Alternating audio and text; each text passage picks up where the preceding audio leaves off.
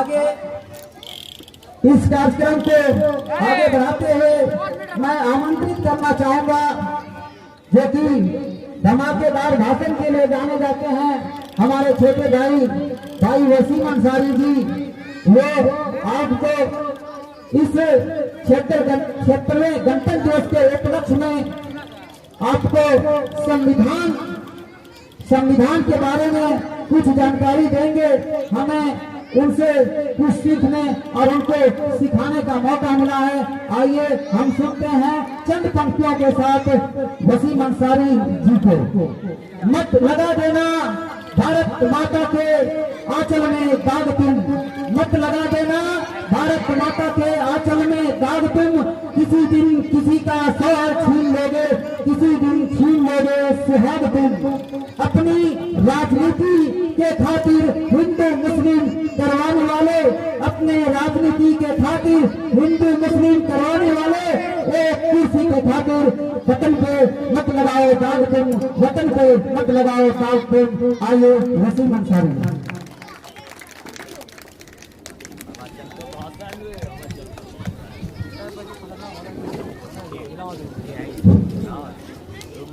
धन्यवाद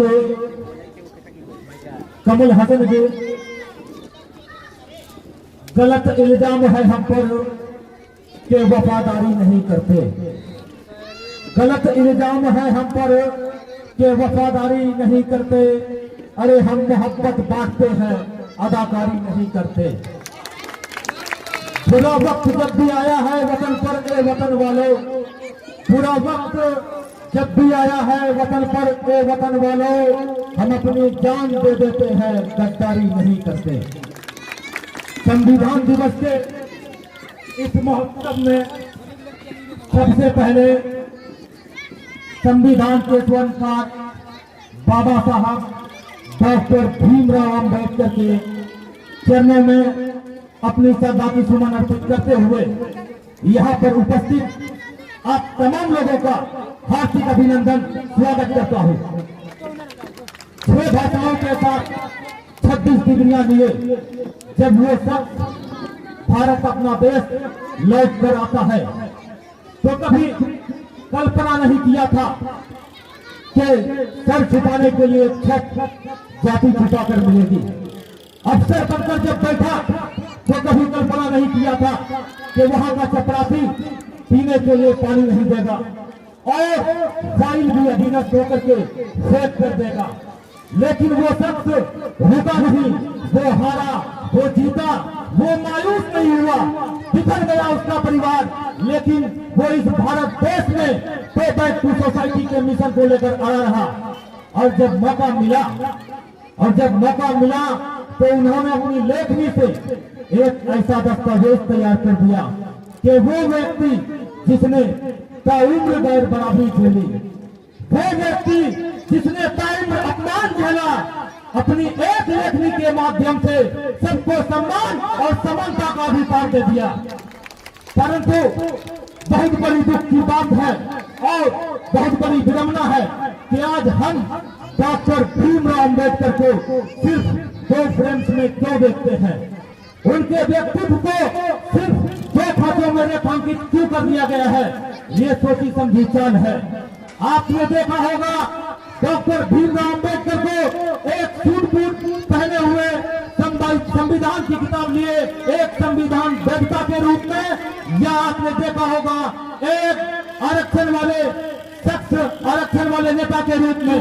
मेरा सवाल इस देश की राजनीति, इस देश की भविष्य, इस समाज की जनता से है कि जब डॉक्टर जवाहरलाल नेहरू, लाला लाजपत राय, इन सबको हमने जितना सुना, जितना हमने जाना, वो सब के सब जब जंगे आजादी के वाहक है, वो सब के सब जब जंगे आजादी के नायक है, तो डॉक्टर भीमराव अम्बेडकर जिन्होंने इस देश का संविधान लिखा, वो सिर्फ आरक्षण के जनक कैसे हो गए, वो सिर्फ आरक्षण वाले सब कैसे हो गए। समझ लीजिए, मैं आपको बताना चाहता हूँ कि डॉक्टर भीमराव अम्बेडकर को आप आरक्षण वाले शख्स के रूप में परिभाषित नहीं कर सकते, बल्कि उनका पूरा परिचय देना होगा।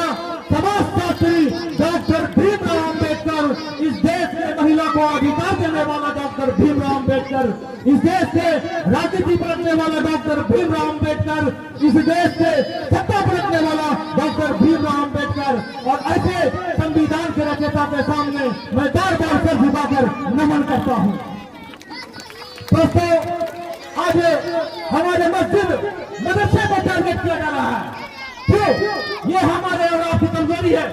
आज इस्लाम को, आज मुसलमान को गलत नजरिए से देखा जा रहा है, लेकिन वो भूल रहे हैं कि इस्लाम ऐसा मजहब है कि जब तक इसे दबाने की, बदनाम करने की कोशिश की गई है, इस्लाम और भी बुलंदियों के साथ दुनिया के सामने आया है।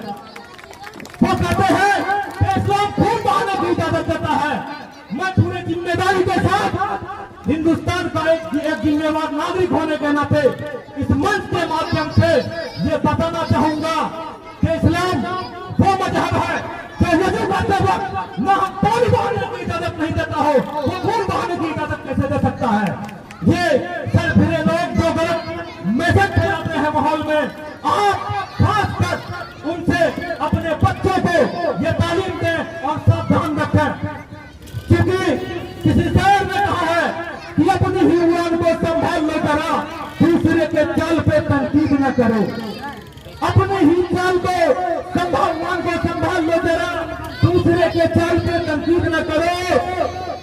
जिससे जहर फैलता हो भाई भाई में, ऐसी होली दिवाली या ईद न करो। और आप जो लगाते हैं हमारे गांव में, उनसे देशभक्ति की उम्मीद न करो। और गलियारे के पालतू बबूरों के लिए इंचारी के गुलाम को शहीद न करो। दोस्तों, हिंदुस्तान वो मुल्क है जहां मुसलमानों की पहचान अजमल कसाब से नहीं होती, जो मुंबई के ताज होटल में घुसकर 166 लोगों को मौत के घाट उतार गए। मुसलमान में अगर मुसलमानों की पहचान होती है तो कब्रिस्तान के उन खुददार रखवालों से जो मुंबई कब्रिस्तान के बाहर खड़े हो गए और कहे मर जाएंगे, लेकिन इस नापाक सिर्फ को अपने कब्रिस्तान में दफन नहीं होने देंगे। दोस्तों, आज फेसबुक के माध्यम से तरह तरह का कमेंट खेला जाता है। हम लोगों का बात इधर से उधर करके उनको मस्ती मिलती है। तो हमने एक दिन सरपंच साहब और बड़े भाई समीम साहब बात कर रहे थे, शायद इन्हीं के अड़ोसी पड़ोसी जो कि सिर्फ जैसे अंग्रेज चापलूसी बात को यहाँ फैलाए थे, उसी प्रकार का फेसबुक से उस पोस्ट करके फैला रहे हैं। तो हम कहे उनको कि उन्हें जो करना है करने दीजिए, हम लोगों को अपना काम करना है, जो बोलना है बोले। पर हमें आप भी नहीं जिंदा जवानों कि जुगनुओं का हमको भरोसा नहीं है। हमें आग पीने में जिंदा जवानों कि जुगनुओं का हमको भरोसा नहीं है। लड़े हैं सदा ही मसालों को लेकर, अंधेरे को हमने भी कोसा नहीं है। हम ही है राना बिस्मिल भगत, यूं ही चलने बदलते रहेंगे, और भारत के पड़ी जो उजाले की जरूरत तो चलते रहे हैं और चलते रहेंगे। तो चलना सीखिए, हक बात को बुलंद कीजिए और अपने समाज को बेहतर से बेहतर बनाने के लिए हमेशा प्रयास करते रहिए। राष्ट्रगान के समय सिर्फ 2 मिनट सावधान रहने से हम लोगों का काम नहीं चलेगा भाइयों। हमें 24 घंटा सावधान रहना होगा। हमें सावधान रहना होगा धार्मिक कट्टरता फैलाते हुक्मरानों से, राजनीतिक बेईमानों से, मजहबी गुनाहों से, नफरत भरी निगाहों से हमें सावधान व सतर्क रहना होगा। जातिवाद फैलाते मक्कारों से, जिस थाली में खाते हैं उसी थाली में छेद करने वाले गद्दारों से, तब जाकर हमारा लोकतंत्र मजबूत और हमारा समाज महफूज होगा।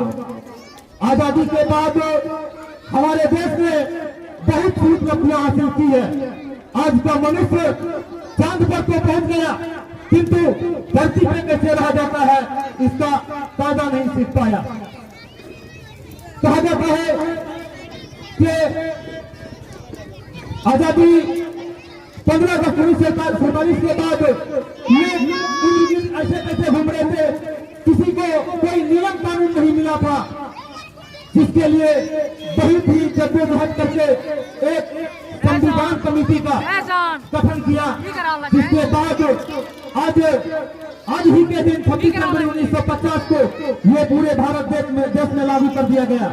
यदि यह संविधान नहीं रहता तो जितने भी गरीब छोटे वर्ग के लोग समाज में हैं उनके आवाज को दबा दिया जाता। आज यदि कोई बोलता है, आज अगर वसीम अंसारी यहाँ बोलता है तो ये बोलने का अधिकार हमारा संविधान हमको देता है। कोई कानून नहीं दिया, हमारा संविधान ने दिया। और ऐसे संविधान को बचाने के लिए हमें और आपको साथ मिलकर चलना होगा, कदम से कदम मिलाकर चलना होगा, तभी हमारा देश, हमारा मुल्क, हमारा समाज बेहतर से बेहतर की ओर जाएगा।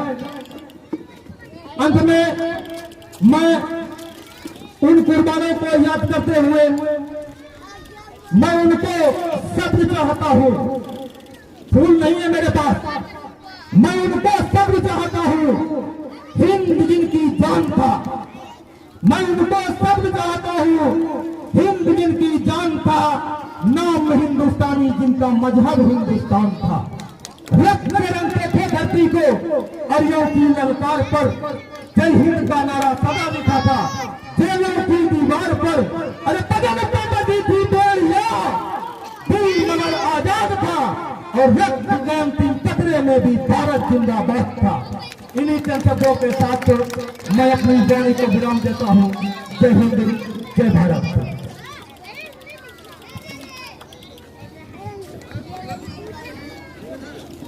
बहुत बहुत धन्यवाद भाई वसीम अंसारी जी।